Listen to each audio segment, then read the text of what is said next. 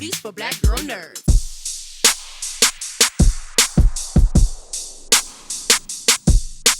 Well, I thank you, John, for your time. It is a pleasure. This is another great season. I really enjoyed season one, and it just gets even better. It's like the magnifying glass is coming in tighter and tighter.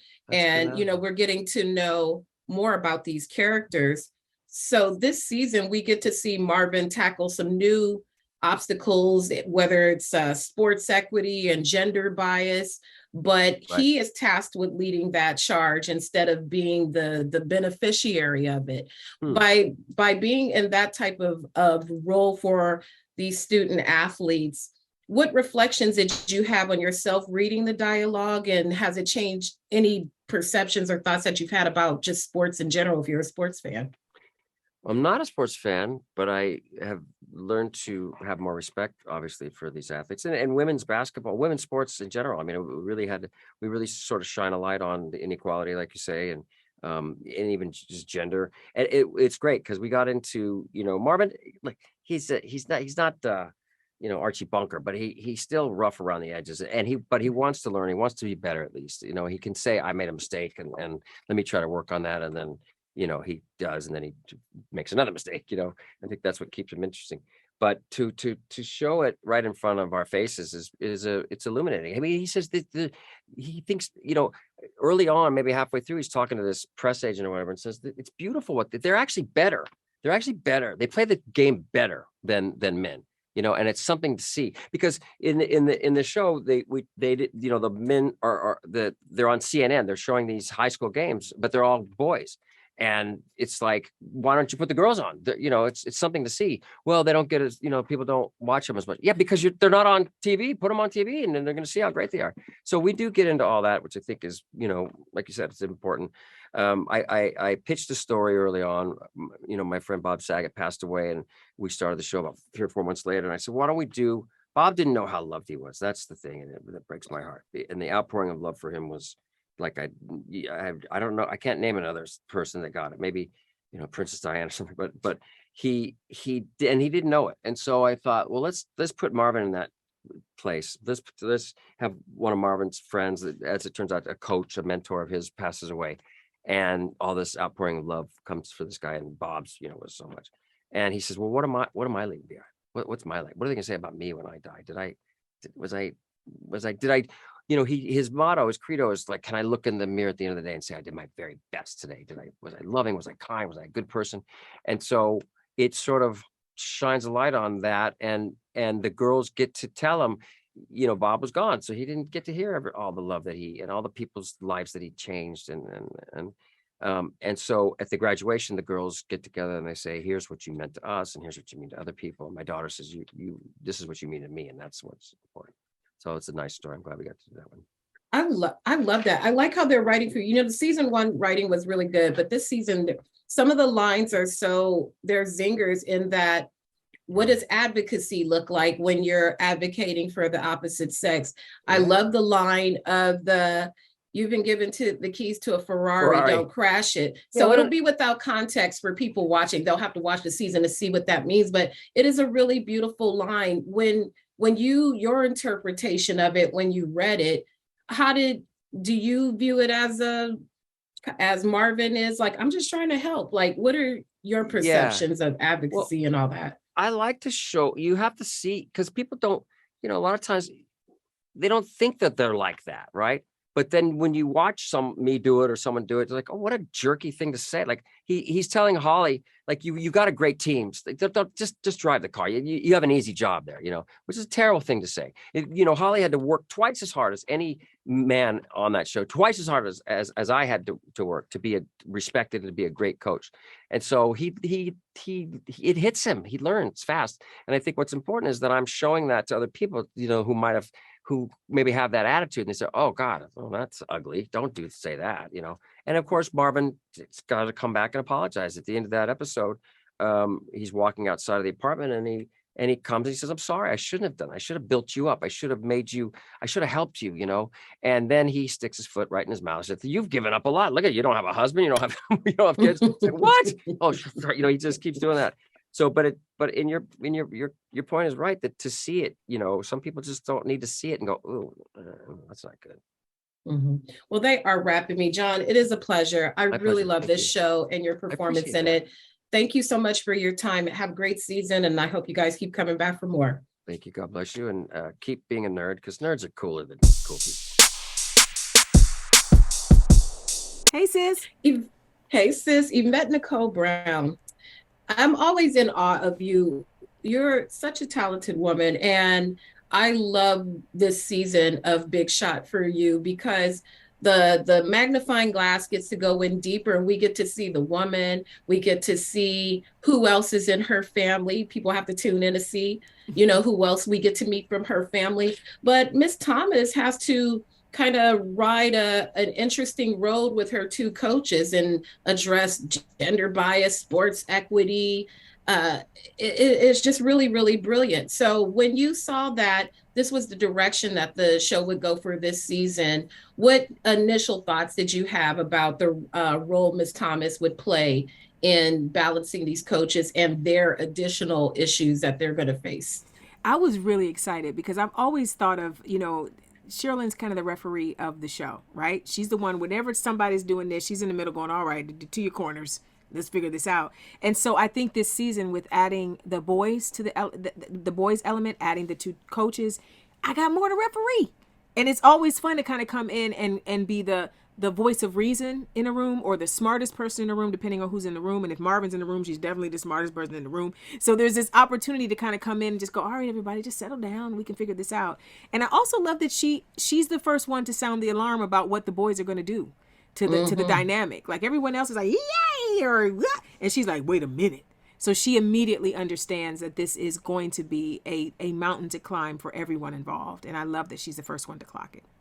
For sure. I went to all girls school, so Okay, I get so it. you get it. If, You get it. If they would have put a bunch of boys on our campus, It's over. every single day, it would have been just Carry at that time, especially when that environment has been singular like that. Absolutely. The entire time.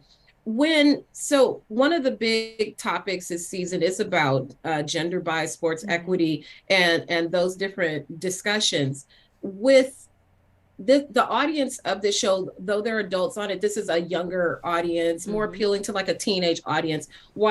How will this help strengthen that messaging by gearing it towards a younger group? Because I feel like they kind of know, they see what's on the internet about this team of women doesn't get paid like this team of men. So how the weight room looks different than that, right? Exactly. Everything is different. I think it's always important to model the lessons that you want people to learn as early as possible, right?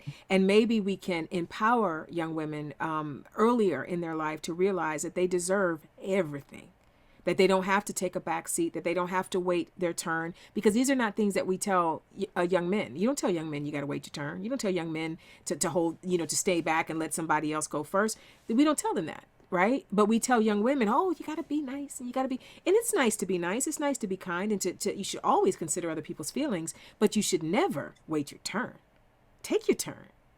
Take your turn respectfully, but take your turn. And so I love that we get to model that to young women early and unapologetically say it's okay. And we see that also.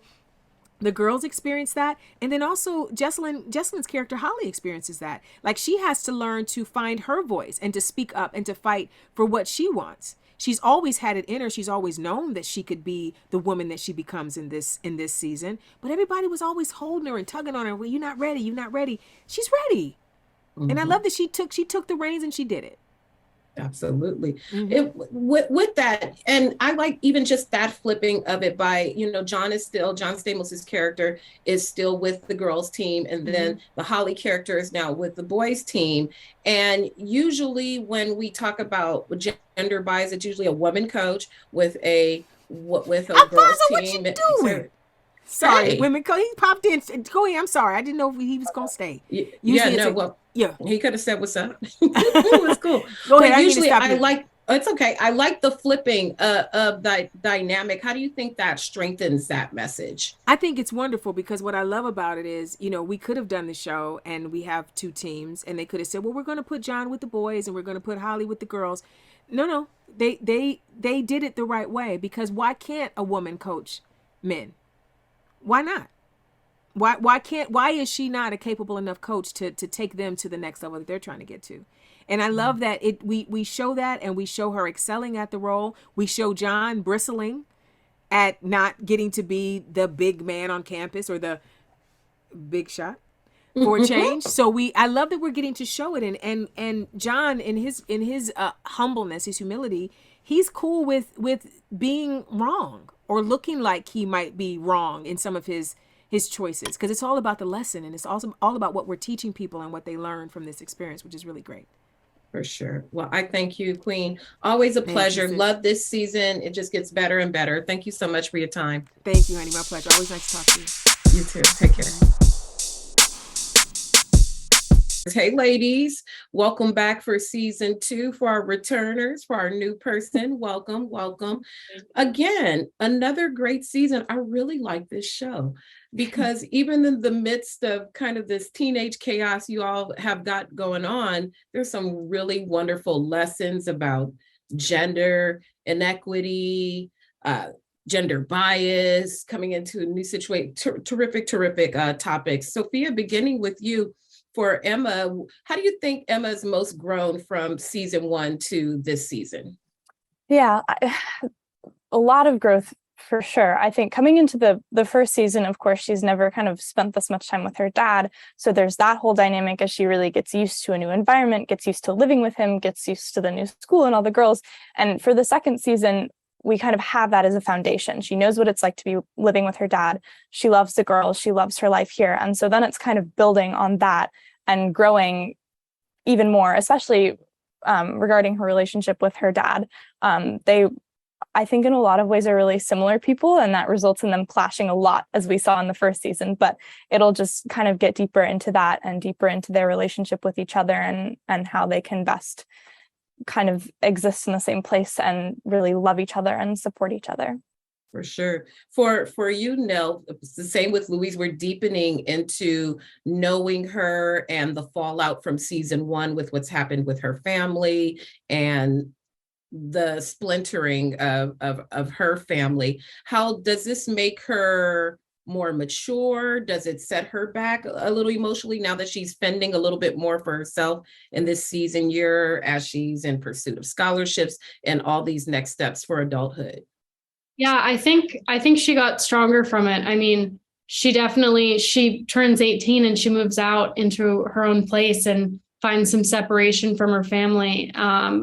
And she also navigates her first relationship and balancing that with her education and her future and what she wants to do. And I think it was just great to be able to have all of those big changes happen, throughout the season. And yeah, I'm excited for people to get to see it. It's really good. Sarah, you get to join these talented ladies here. And now your character, Ava's in a situation that Louise was kind of in, with being that stellar athlete that, get out my way, I am here. Is it fun to play a character that's kind of a little bullyish? What's it feel like as a performer when you get to play that type of a role? It's actually, it's more exhilarating than you'd think it is. I think it's just so much fun to play someone who is kind of like the complete opposite of you, just because it kind of challenges me as like an actress. And it's just so much fun to see this dynamic with Nell, especially since I feel like we butt heads the most. The second that the cameras are on, we're just going at each other, and then the second they call cut, we're just laughing and hugging each other, and it's just a very unique experience. So the show is Big Shot. So I'm going to ask each of you the same question. If you could take a big shot at any opportunity in your life, whether it be a role, whether it be I want to travel to this place, or just something really big that you always wanted a shot at, beginning with you, Sophia, what would it be for you? What would you want to take a big shot at? Gosh. What a question. I think it would have to do with, so I'm in school right now, but I think the question of, what's going to happen the second you graduate kind of thing is always there. So I want to keep acting, but I think I think the big shot moment would be like moving to a new place for a new project. I think that's something I've always wanted to do, is kind of relocate into a totally new environment and to work. I think that would be if I could pick anything, that would be my dream. Okay, Marvel, Marvel shoots overseas. How about for you, Nell? I think I would do a one-woman show on Broadway. Ooh. Wow. Okay. That's awesome. A very big shot that would never probably happen. No, we only speak positive manifestations here. We're gonna call it now. Hey, me saying it, I put it out in the universe. I'm gonna hope it is. And Sarah, lastly, you. Okay, well, I'm a huge Marvel and Star Wars nerd, so anything within those two franchises, I would love to tackle on a role, something so alien, I would say, because I mean, being a superhero or being an alien from like a different galaxy is just like so different and so much fun, I would say. So anything in that aspect, I would love to tackle. Well, awesome. Well, big shot manifestations. Have a great season 2. It's another terrific season. And I appreciate all your time. Thank you, ladies. Have a great season. Thank you so much. Perfect. Thanks, ladies. Welcome back for season 2. You all look beautiful. I'm excited to see the trials and tribulations of you young ladies again. And it's fun. The show just keeps getting better because the magnifying glass keeps going in a little bit closer, so we get to learn more about all of you. TISHA, beginning with you, there's a lot going on at school this year. We're going to learn about boys coming on campus, gender bias, sports inequity between men's and women's teams. There's a lot of really terrific topical things happening going on. TISHA, beginning with you, when you first read through kind of the arc of your character this season, what did you want most to tackle in those stories that we're going to see throughout the episodes? I personally just wanted to tackle the fact that Mouse gains a lot of confidence through the trials and tribulations that she's been given. And I just wanted to portray the character as authentically as possible, because it's an LGBTQ character, and it's like gonna be a very inspirational storyline for everyone. Mm-hmm. It's a very, I don't want to give any spoilers of what that exactly it's going to be, but I love that it's something that a lot of young people face, and just the communication aspect and how delicate the situation is. So I love what you brought to it.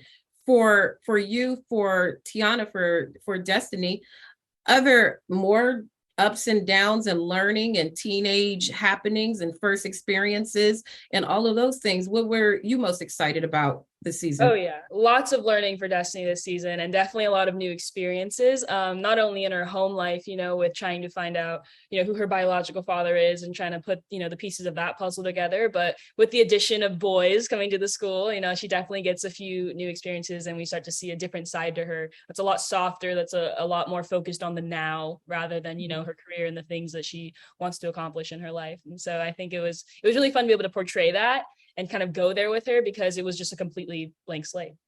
For sure. Cricket, for you, the inequity between genders for sports was of particular interest to me. It's a hot topic. I have a cousin who coaches in the WNBA, so I hear a lot about this topic. Has it changed your own perceptions about sports and how, finances are dispersed? Have you thought a lot about that? Yes, I would say definitely so. I do pay enough attention to sports that I was aware of it before. I think it's really good that we're shedding a lot more light on it. And I hope that, this can open people's eyes if maybe they hadn't thought about it before. But I think it is very interesting to see how much the girls realize it firsthand and are like, what the heck? And I think it's just, very relevant. And I'm glad we get to shed light on that because, Yeah, especially with the age group of people who are going to be tuning into the show. There's adults in the show, but it really is a younger dynamic who will probably learn more about it, like they hear it in passing. So it's really cool to see you guys engrossed in this story at such a young age, because it is a real thing. So the show is Big Shot, and you're all living your dream and being performers. But if you could take a big shot at anything outside of acting, what would you want to take a big shot at? Tisha, beginning with you. It could be literally anything. It could be, I want to be in a hot dog eating contest, like anything. Well, my biggest dream besides acting is to be a psychiatrist. I'm in college for psychology right now, and I'm like planning that whole route, and it's going to take a while, but that's my big shot. Ooh, okay. TIANA, how about you? For me, I actually make music. I'm a musician at heart. I started out as a musician, and I think for me, my biggest shot, something I've always dreamed about, is going on tour. I want to do a world tour. And so I'll be releasing music actually very soon. Look out for that. And so that's my big shot. My big shot is to perform and have my songs out and be in Europe somewhere, you know? We're going to write a musical. We're going to take the whole cast. Yeah, The whole cast going to be at like high school call rock or something Rihanna. like that. Call Beyonce, let them know I'll be over there. They can find me. Yeah. That's awesome. How about for you, Cricket? How about you? The first thing that did pop into my mind is a lot of the girls I work with have amazing singing voices. I mean, carry a tune, but I'm no Mariah Carey. So I think that if I could just belt it out, like I would love to also perform. I like to perform in general, but if I could just like have a big shot, just have a voice that I do not have, I would love to have that for even a minute, even a day, just one note, just be able to belt it out. Space and opportunity. Let's go. Space and opportunity. Let's go. So basically we're starting a band, which I've been trying to get together since season 1. It's true. I have the receipt and no one will bite, but I'm ready. I've been ready. Big shot soundtrack. I see big shot soundtrack coming, and that would be super cool. Well, I thank you ladies for your time. I love this show. It gets better and better every season. It's really, really enjoyable, and I'm glad I had a chance to talk to you. Thank you so much. Thank you so much. It's great talking to you. Take care. Have a fun season because it got good. It's getting good.